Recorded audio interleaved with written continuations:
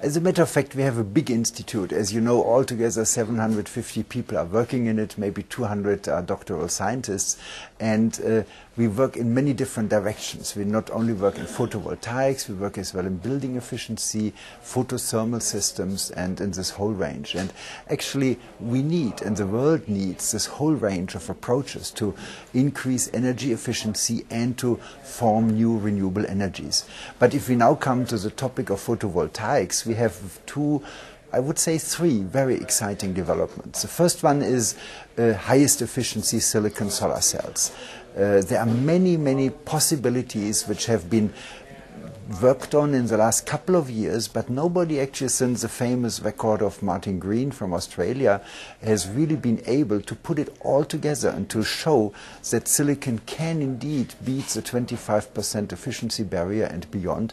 And this is a development which is very important, not only to get a new record, but because we at ESE are very oriented at developing technologies which can be transferred into the real production line. And our emphasis will be highest efficiency production technologies. So you see, a threat in a sense to thin film. Most people were looking at thin film as being the lowest cost per watt, whether that's cadmium telluride or whether that's going to be a CIGS-based structure or simple amorphous. Yes. You seem to feel that metals are still going to be around for a long time, and even, as you say, grow this year. Yes.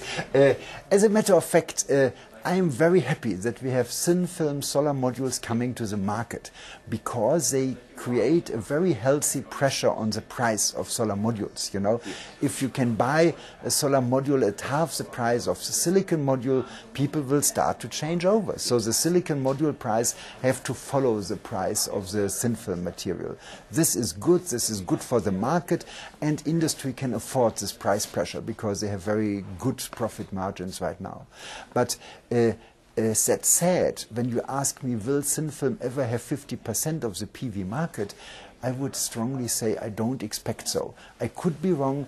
If the thin film guys can crash the 15% efficiency mark, at that time, of course, silicon will be at 18, 19, 20%. Silicon is a moving target. That is a big challenge.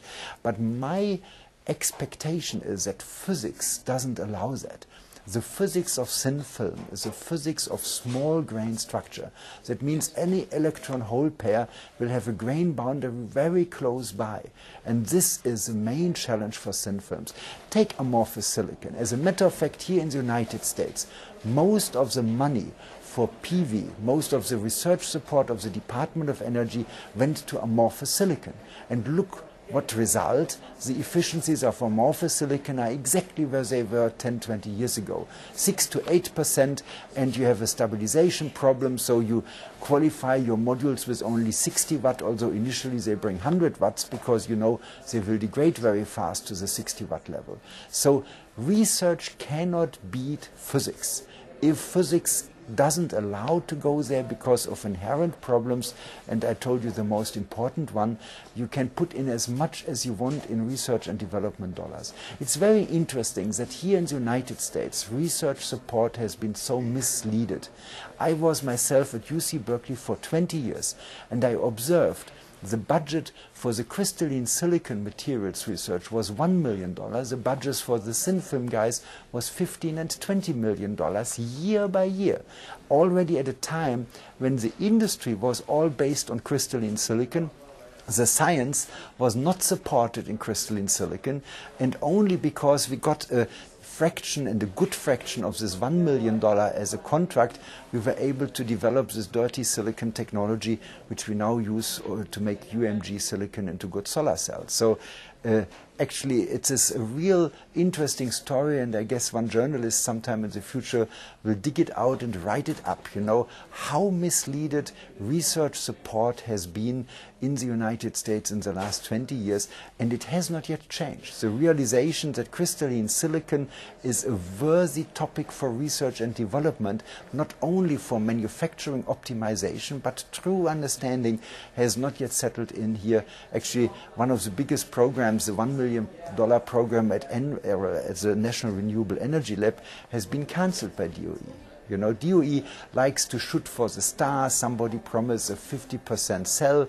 DARPA gave lots of money towards the development of a 50% cell, and I'm not against it, but I say you should not forget to support as well the development of the mainstream technology, and the mainstream technology needs still a lot of research support. Are you saying then that the industry as a whole hasn't spent enough on R&D overall? And there obviously you're saying there's been misguided spending, but let's talk around, you know, crystalline. Yes. Has the industry, Yes. has the industry failed to really spend on the R&D, and also what will it need to do Yes. to gain these 25% efficiencies and whatever? What's It's a very interesting question, and up to 5 years ago, industry spending on R&D was close to zero.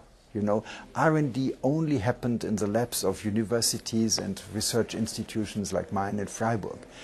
Within the last 5 years, the picture has changed, and this is simply based on the fact that PV companies start to make profits, because you finance R&D from the profits of your production. If your production doesn't bring in profits, from where should you pay for R&D? So it is very obvious that R&D spending by industry has been lagging, but industry has recognized it. We can see it from our books. You know, my institute in Freiburg is basically self-financed. The amount of basic funding we get is just 14%. So 86% of our budget comes from contracts and grants. You know, grants from the government and European and other agency, and contracts with industry. When the institute was founded 20 years ago, only 10% of the budget came from industry. Today, more than 40% of our budget comes from industry, and the budget has multiplied by a factor 4 during this time. So now industry is willing to spend R&D money and give contracts to research institutions which are working on it, as well as building up own R&D capacity. And of course, for us research institutions, it is no challenge to have industry doing own R&D, because it means we now have partners to talk to. And as a matter of fact, most of these partners have been educated by ourselves. These are our people who are now working in industry, who come back to us and say, oh, you can help us in this and this topic, because I know exactly what facilities you have. So we observe this development with big pleasure.